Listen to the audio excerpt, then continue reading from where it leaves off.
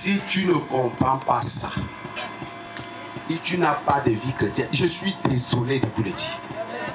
Parce que je ne vois pas la vie chrétienne qui n'est pas basée sur ce mystère. Je ne la vois pas. C'est pourquoi nous faisons des scandales.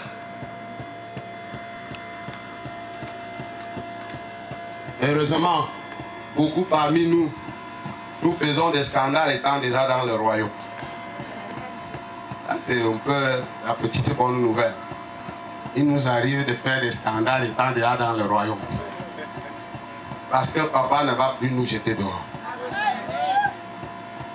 Mais l'important, c'est que, étant dans le royaume, les scandales que tu es en train de créer peuvent finir par te créer des scandales. Qu'est-ce que la Bible me dit? Dans le ministère du transport, écoute-moi bien. Qu'est-ce qui fait que vous ne comprenez, nous, vous et moi, nous ne comprenons pas facilement ces mystères à cause de notre état physique. C'est-à-dire que nos yeux se sont limités sur la chair. Et à chaque fois que je me vois toujours dans la chair, je me pose cette question.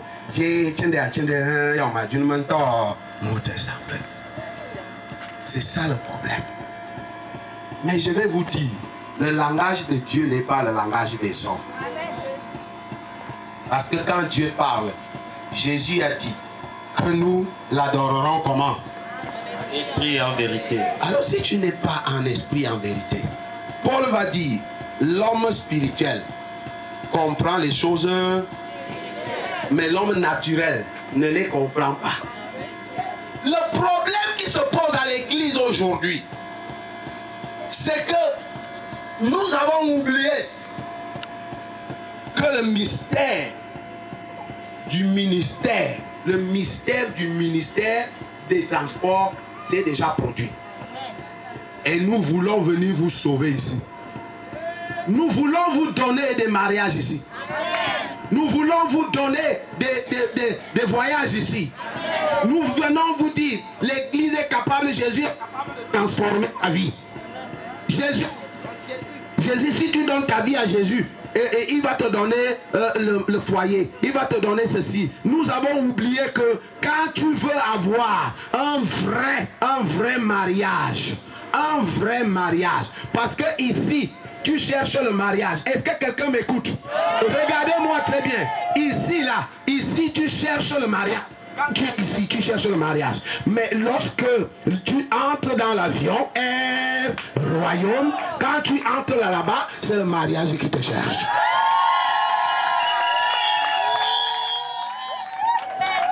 Vous ne comprenez pas la différence?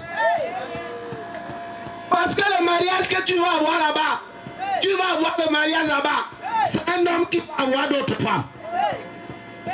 C'est un homme qui va avoir d'autres njomba. C'est un homme qui va avoir ceci. La guérison que tu vas avoir ici, c'est une guérison éphémère. Une guérison qui ne dure pas. Une guérison. Parce que la délivrance que tu vas avoir étant ici, tu vas bien sauter, danser, étant ici. Jésus dit que si on t'a chassé un démon et que la maison est déjà bien ornée, bien balayée là-bas, si tu ne quittes pas, tu viens entrer. Il y aura 7 autres démons qui vont venir.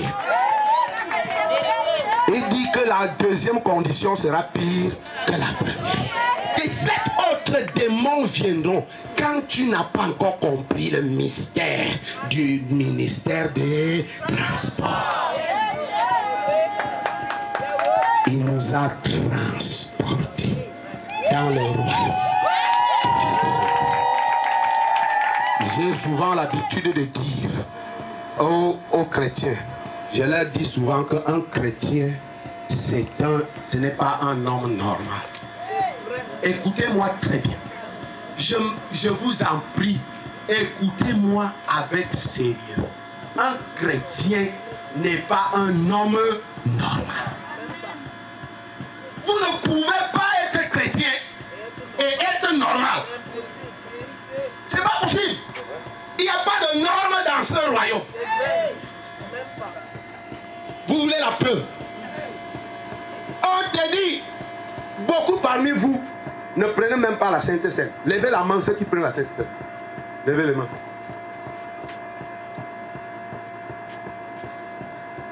Pourtant, vous êtes nombreux. Ça fait combien d'années que vous n'avez pas pris la Sainte Seine? Dites-moi la vérité. Ça fait combien d'années? Je vais vous prouver des choses que vous avez négligées. Est-ce que vous comprenez que vous n'êtes pas normal?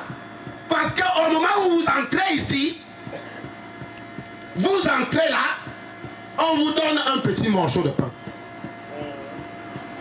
Un petit verre de vin. On vous dit que vous venez de manger Jésus. Hein? Vous n'avez pas mangé un morceau de Jésus, non.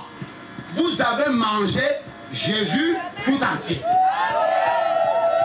Montrez-moi la logique dedans. Où est la logique? Vous avez mangé Jésus. Et puisque vous venez de le manger, vous vous identifiez à lui. Et puisque vous vous identifiez à lui, automatiquement, vous devenez Jésus. Mais ce n'est pourtant pas comme ça que vous prenez la Sainte Seine. Vous croyez que c'est le pain et le vin. Partez manger. Vous ne comprenez pas. Je vais aller très vite. En disant, quand on parle de transport, c'est pour aller de lieu en lieu. C'est d'un lieu à un autre. Quel est ce transport que vous voulez? Jésus a déjà pris un royaume. Il est descendu. Il a fini son œuvre. Il te dit, viens monter dans un royaume et accompagne-moi au ciel. Vous croyez que, puisque vous vous voyez encore sur terre, vous pensez un seul instant que le mouvement ne s'est pas fait. Est-ce que vous pouvez comprendre? Est-ce que tu peux déclencher? Est-ce que tu peux accepter que le Saint-Esprit déclenche quelque chose dans ta tête et dans ta conscience maintenant? Que tu comprennes que du moment où tu as accepté Jésus-Christ, voici ce qu'on appelle accepter Jésus-Christ dans ta vie. C'est ça. Et quand tu viens d'accepter Jésus-Christ dans ta vie, automatiquement, tu as fait un mouvement. Ce mouvement n'est pas visible à l'œil nu. Est-ce que quelqu'un m'écoute? Parce que Dieu n'a pas besoin des yeux pour opérer.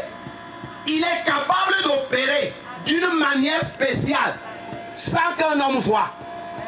Nous avons des textes ici. Nous avons des textes qui nous trouvent. Vous vous souvenez dans la Bible du jeune Philippe qui a prêché à l'eunuque d'Éthiopie. Quand il a fini de prêcher, il a fini de baptiser l'eunuque d'Éthiopie. Quand il a fini, la Bible dit quoi? Il a pris le transport. Un royaume. Mais vous ne savez pas ce que vous êtes. Écoutez-moi très bien. Vous avez peur des petits sorciers? Il a pris un royaume. Quand Paul vous dit qu'il a été ravi en esprit. Quand j'ai fait un peu de recherche, je me suis rendu compte que quand je lis, je parle de ravir. J'ai été ravi. Quand tu regardes dans les termes grecs, tu vas trouver que on te parle de ravir en extase. Et quand tu comprends l'extase, on te parle dedans du transport. Est-ce que vous comprenez ça? C'est un transport. Dans les termes grecs, extasis. C'est-à-dire c'est un mystère. Tu es transporté. Et je voudrais que vous compreniez que ce n'est pas physiquement. Est-ce que Paul était là-bas physiquement? Il est arrivé au ciel. Il a entendu les voix qui ne sont même pas permis d'entendre. Paul était là-bas. Est-ce qu'il est allé avec les deux pieds ici? Mais pourtant, il était où? Là-bas. Est-ce que vous comprenez? Est-ce que vous pouvez changer votre mentalité? C'est pourquoi le ministère de notre frère Mala a des problèmes. Parce que vous voulez nous épuiser. Quand on arrive là-bas, on va. Regardez ce qui se passe depuis combien. Attendez, on va vérifier. Est-ce qu'il y a quelqu'un ici que nous n'avons pas encore imposé les mains? Si tu es là, lève la main. Attends, je fais l'inverse. Est-ce qu'il y a quelqu'un ici que les apôtres, les prophètes ont déjà imposé les mains depuis la convention? Lève la main. Lève la main. Quand je regarde, je vois tout le monde a été touché, non? Tout le monde a été touché déjà, non? Par le Saint-Esprit. Tout vient que tout le monde est touché déjà par le Saint-Esprit. Mais chaque jour, les mêmes personnes reviennent. Et ils font les mêmes gestes. Pourquoi voulez-vous nous tromper? À chaque fois, j'étais avec un de mes fils dans son église. J'avais travaillé avec lui pendant plus d'1 an. Mais dans cette église, il y avait deux femmes. Il y a une qui est déjà avancée. Et une autre vie encore. À chaque fois, homme de Dieu, à chaque fois qu'il y a délivrance, ces 2 femmes vont se secouer.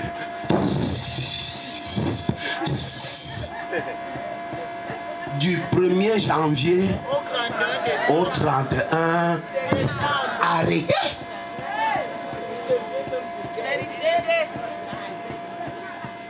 Arrêtez! Ou alors, vous n'êtes pas encore réellement délivré. Parce que je n'enlève pas cette hypothèse.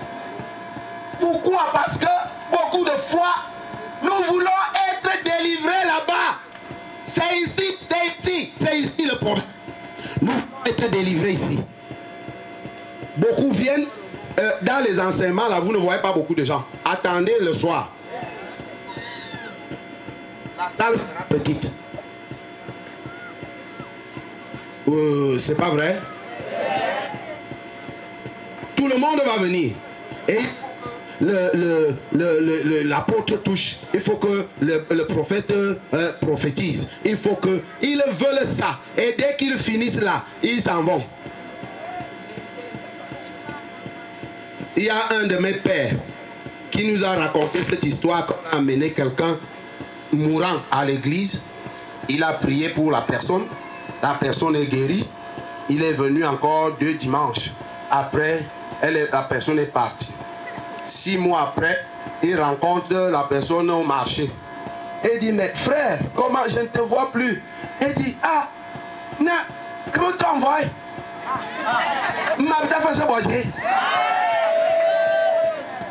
Et il était sincère et il était honnête. Comment même bon voix? Parce que c'est l'hôpital. Mais attendez, moi je ne suis pas quelqu'un qui contredit la délivrance. Jamais, au contraire.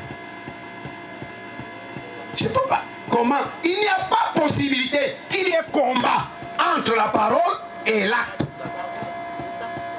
Sinon ce n'est plus Jésus. Jésus est parole et acte. Mais regardez vous-même, regardez la Bible. Si vous regardez, par exemple, vous aurez des cas pratiques ici. Vous aurez des cas pratiques où tout est clair.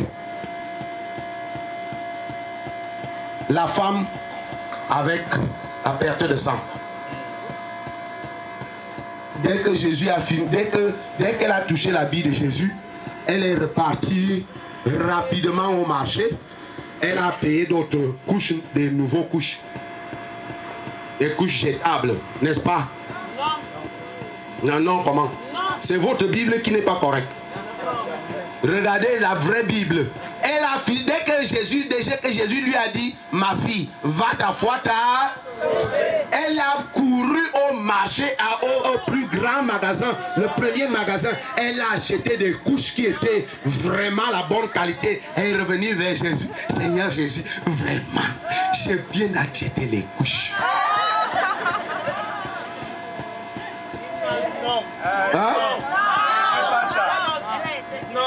Hein? Bon, on a deux Bibles. Donc, qu'est-ce que vous voulez me dire? Elle a fait comment? Elle était vrai.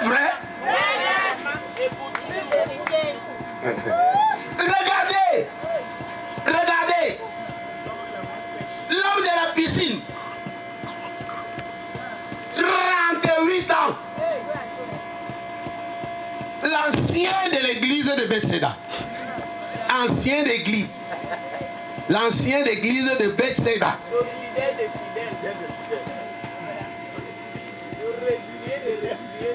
L'ancien d'église. Comme l'apôtre le disait ici l'autre jour, il dit, quand l'ancien était capable de te prendre, il dit, ma fille, ne t'inquiète pas. Moi, je sais quand l'eau va bouger. Viens tout simplement t'asseoir à côté de moi. Si je te dis, lève-toi maintenant. Cours seulement. Je suis là, ma fille, depuis 38 ans. Je maîtrise l'affaire-ci. Je maîtrise l'affaire. Regardez, il maîtrisait l'affaire. Mais il ne maîtrisait pas tout simplement la possibilité d'arriver lui-même où? Alors, quand Jésus, quand la puissance contre puissance, le pouvoir contre pouvoir, quand la puissance est arrivée, qu'est-ce que la puissance a dit? Lève, prends et fais quoi?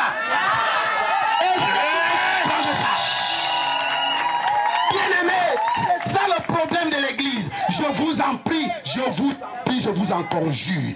Entrez dans cette bénédiction. Entrez dans cette bénédiction. Nous pouvons vous donner toutes les révélations. Nous avons des révélations ici. Nous, quand vous nous voyez là, on est remplis. Mais si tu restes 38 ans, si pendant 38 ans,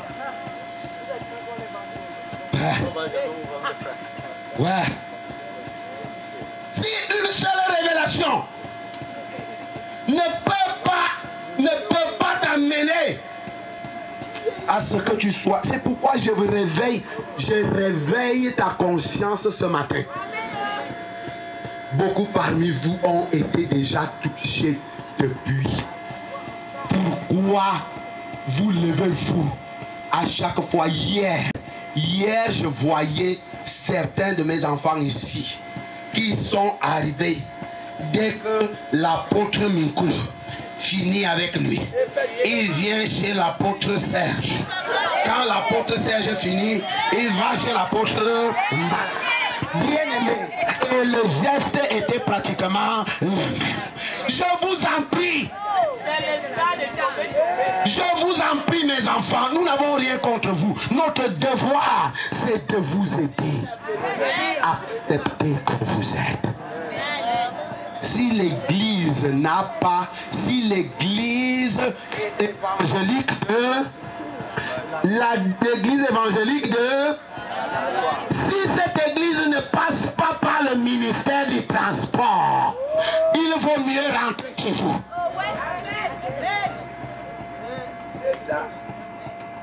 On ne m'invite pas souvent beaucoup dans les conventions.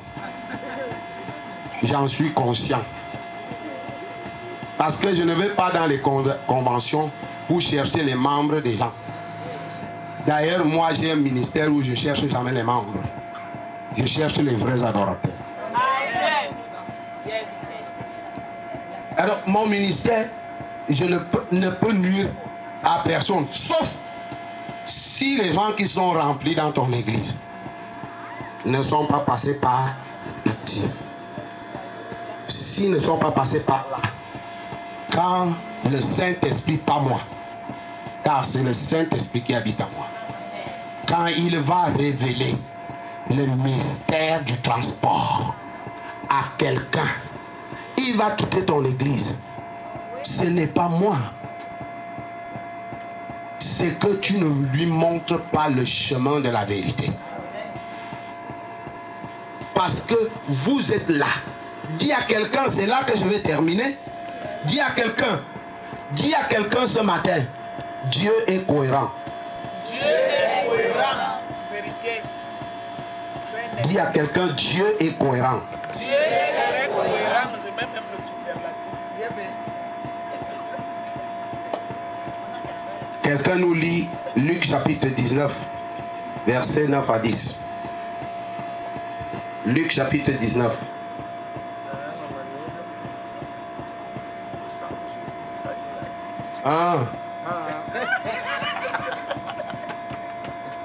L'enfant, si. Luc chapitre 19. Luc 19. Luc 19, verset 9 à 10. Oui. Jésus lui dit, le salut est entré aujourd'hui dans... Le salut est entré où? Qui il parle? Jésus parle à qui? Imaginez un peu, je vais m'assurer que vous lisez la Bible. Jésus parle à qui? À Zachée le bandit. Zachée l'escroc. Zachée le dribbleur. Il veut voir Jésus. Il veut toucher à la puissance. On nous dit que Dieu nous a délivrés où? De la puissance des ténèbres. Donc, c'est puissance contre quoi? Puissance contre puissance. Et Hanyan passe. Le fer tape quoi? Alors moi j'ai un fer. J'ai un fer. Est-ce que vous avez le fer que j'ai? Le fer que j'ai s'appelle qui? C'est puissance contre. Quand il a fini avec toi, quand il a fini avec toi, quand il a fini avec Satan ici, mon ami, va t'asseoir, tu croises le pied, tu dis à Satan, je suis désolé. Il dit à Zachée que le bandit est venu voir mon frère. Les gringalais démons de vol. Les gringalais démons d'escroquerie. Tenaient un homme en captivité. Il contrôlait les mouvements. Quand le gars voit un commerçant venir là-bas, avant même que le commerçant n'arrive à son niveau, il a déjà la calculatrice. Il a déjà mis la stratégie en marche. Quand le gars arrive devant lui, il commence à froncer la face. Et il dit que mon ami, on va te redresser. On va te... Chef, je fais comment? Il dit, on n'appelle pas chef. Si tu ne fais pas ça, bon, on peut quand même t'aider aussi. Bon, comme c'est 50 millions, on va faire comme si c'est 5 millions. Mais tu payes 25 millions. J'ai divisé en deux, non? Ah oui, vraiment, chef, tu es très bon. Tu es très bon. Ils sont bons dans le monde là-bas, non? Ils sont très bons. Mais pourtant, les démons d'escroquerie, les démons de banditisme, de vol, sont en train de tenir quelqu'un en otage. Je parle à quelqu'un ce matin. Il y a beaucoup de péchés qui sont dans ta vie. Il y a beaucoup de péchés qui sont dans ta vie. Comme ma fille citait là hier. Comme elle disait là hier. Beaucoup. Je voyais certaines personnes qui maudissaient déjà Dieu. Parce que quand ils regardent ses cheveux, ils disent, oh, je suis déjà mort. C'est de moi qu'on parle comme ça. Et ils sont déjà mécontents. Non! Nous voulons te dire tout simplement, nous ne voulons pas te condamner. Nous ne voulons pas te juger. Nous voulons seulement te dire que le monde dont vous voyez ici, il y a les méchants qui sont dedans. Les esprits gringalés qui sont en train de vous conduire. Ils se font appeler esprits de mode. Ils se font appeler esprits androïdes. C'est des petits gringalés. Mais je vous en prie, ils peuvent vous torturer. C'est pourquoi vous pouvez voir le démon de la mode. Est-ce que vous savez qu'il y a des hommes, des créateurs de mode qui sont les plus grands satanistes du monde? Ils partent chercher dans l'enfer, dans le monde invisible, les modes là-bas. Les modes sont dessinés là-bas et pour un but bien précis. Ça veut dire quoi? Ça veut dire que moi, un pauvre petit pasteur comme moi, tu viens vers moi parce que tu veux voir mon Jésus. Tu viens comment? Décolleté, plongeant, profond. Décolleté, plongeant, profond. C'est-à-dire quoi? C'est-à-dire que quand tu viens là, je vois déjà le début des seins.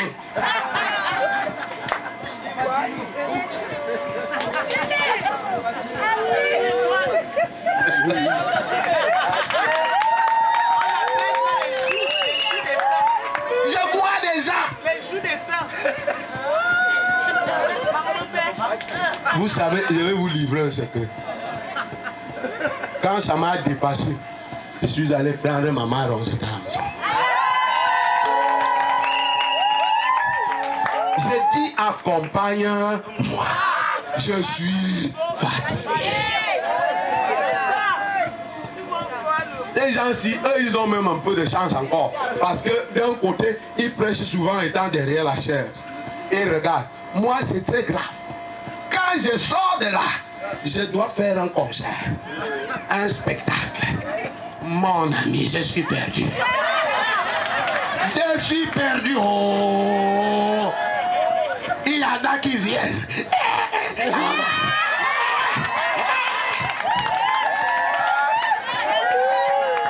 Aidez-moi. Aidez-moi. Oh. Je fais comment? Et aucun cœur n'est la poubelle. Ou bien votre cœur est la poubelle. Quand ça vient, ça fait boum boum boum boum boum boum boum. Ça fait boum boum boum boum boum. Hey! Dis à quelqu'un, hey! Il ne faut pas que vous ne nous abusez pas. Et c'est comme ça, c'est les esprits démoniaques qui font ce travail. Il y en a, la jupe est posée où? Ici. Pasteur, bonjour, je suis venu te voir. Hey! Dis à quelqu'un, hey! Ce n'est pas sérieux. Désolé. Hier, vous étiez fâché pendant que ma fille était en train de parler. Elle dit la vérité. Elle a pitié de nous. C'est les esprits gringalés, démons. Mais quand ces esprits qui tenaient Zachée, Zachée se débat. Laissez-moi. Laissez-moi. Je m'en vais. Les démons disent tu ne peux pas aller, tu les cours. Quand Jésus va passer, tu ne vas pas le voir. Reste là, dis donc. Mais tu as l'argent. On t'a donné déjà beaucoup d'argent. Ne nous abandonne pas. Parce que beaucoup de personnes n'arrivent pas réellement. C'est pourquoi j'ai dit que soit vous n'êtes pas vraiment délivrés. Parce que soit vous n'êtes pas vraiment délivré, soit vous êtes en mission comme quelqu'un est en train de dire. Parce que, je vous en prie, celui qui est réellement délivré, quand Jésus arrive, quand mon fire, mon feu, mon fer, le fer bat quoi? Hagnan passe, le le fer tape le fer. Quand mon frère arrive devant Zachée, il n'a même pas fait beaucoup de tapage. Parce que vous nous obligez même des fois. Vous nous obligez. Des fois, nous sommes obligés de vous satisfaire. Nous sommes obligés de faire même certains gestes, tout simplement pour vous faire plaisir. Peut-être qu'avec ce geste-là, tu vas essayer de comprendre. Non, mais nous sommes obligés. On est obligé de faire même certains gestes. On est obligé pour créer un peu la foi dans votre cœur. Et pourtant, Jésus est en train de passer en bas du sycomore. Mon frère rit. Mon frère est en train de rire. Parce qu'il savait déjà, papa bon Dieu lui a déjà dit, il y a le chemin là, passe. J'ai un coup type là-bas que je veux récupérer. Quand mon frère arrive en bas, il regarde, il dit, Zachée, descends. Les gens qui sont tous dans il n'y a pas Zachée ici. Comment tu vas dire Zachée descend? Et il dit, je ne suis pas fou. Dites à Zachée de descendre. Tu n'as pas besoin de te battre les pieds et les mains. Descends.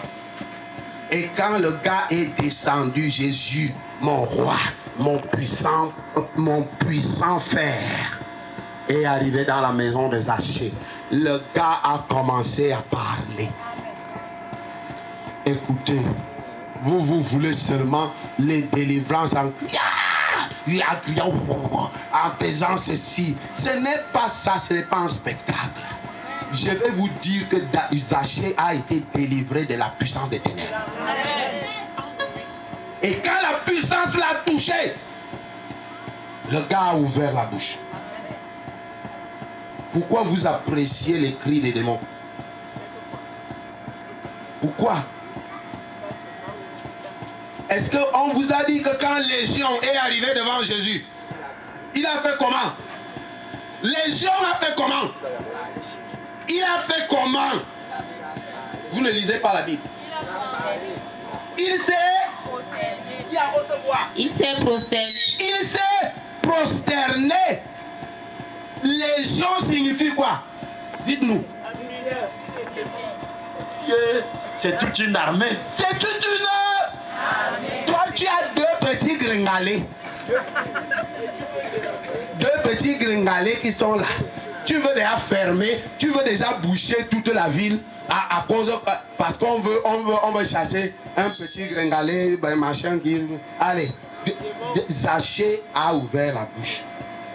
Il a dit, Seigneur, si j'ai volé, si j'ai pris une chose à quelqu'un, je vais faire quoi? Je vais restituer. Voici le travail que le ministère du Transport est venu faire. C'est-à-dire quand j'entre comme ça, ce qui commence à sortir de ma bouche, c'est que je veux restituer. Seigneur, si tu m'as permis d'entrer, c'est pour que je ne sorte plus jamais.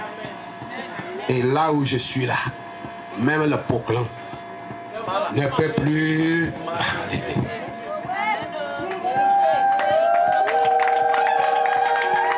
Je suis en train de te dire, bien-aimé, Dieu est cohérent. Et pour terminer là, parce que je vous ai dit que c'est là que je vais terminer, pour dire que Dieu est cohérent, hier j'étais très béni lorsque l'apôtre Nicoulou a enseigné hier. J'étais très béni. Parce qu'il y a beaucoup de choses qu'il a dit qui montrent la cohérence de l'œuvre de Dieu. Et je vais vous dire que Dieu est cohérent. Il a cité hier l'un de mes textes les plus préférés. Parce que si je vous donne ça, c'est la Bible de ma femme. Ce n'est pas ma Bible. Si je vous montre mon ancienne Bible, celle que j'utilise régulièrement, vous allez trouver qu'il y a une page, enfin,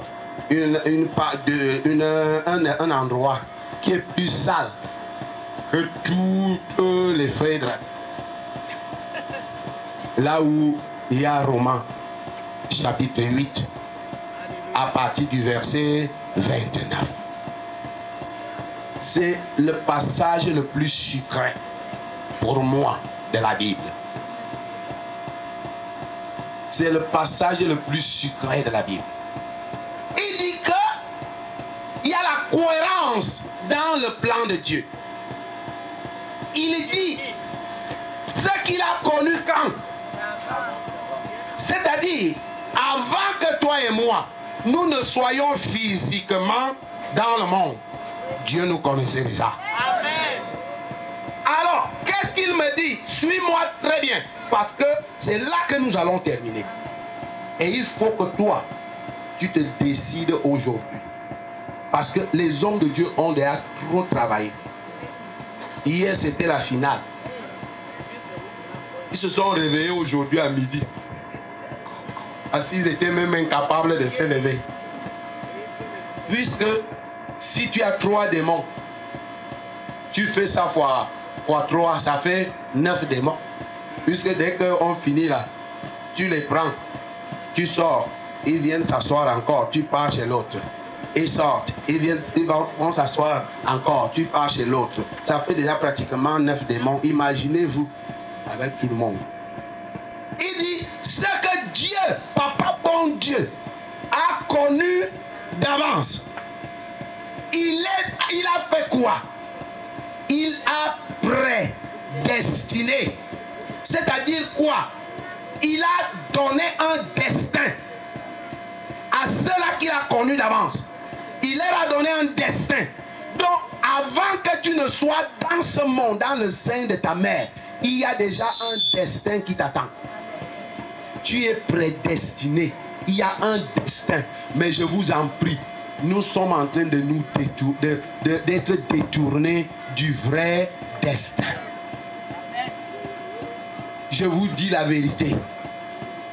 Si le destin était que tu dois devenir ministre, c'est que Dieu a échoué. Dis à quelqu'un, Dieu a échoué là. Dieu n'échoue jamais. Toi aussi tu as dit. Si le destin de quelqu'un était qu'il soit architecte, mais je suis désolé, quand le ministre, on va l'enlever du poste, il sera quoi? Quand un ministre n'est pas ministre, il va rester quoi? Rien. Chômeur. Si ton destin c'est que tu sois un médecin, quand tu vas finir d'être médecin, le temps de la retraite, si tu n'es pas mort, tu ne peux plus servir, tu ne sers à rien. Dieu a échoué là. Je suis désolé. Si c'est dans ce monde que votre destin est destiné, c'est pour servir à quoi? Puisque ça va finir un jour. Mais le vrai destin, c'est ce que l'homme de Dieu a dit hier. Il a dit que l'Ancien Testament disait que Papa bon Dieu a un fils unique. Alors qu'en réalité, nous sommes quittés de l'Ancien Testament au Nouveau Testament. Donc il est impossible que Papa bon Dieu puisse encore avoir un fils unique. Il a déjà une famille. Dieu est cohérent. Ce qu'il a connu d'avance, il les a prédestinés à être semblables à qui? À Jésus-Christ. Afin que Jésus soit quoi? Premier-né entre plusieurs frères. Voici ton destin. Donc quand tu entres dans le royaume, tu es déjà petit frère ou petite sœur de Jésus. C'est ça la vérité. Je croyais que tu allais faire des youyou. Hein.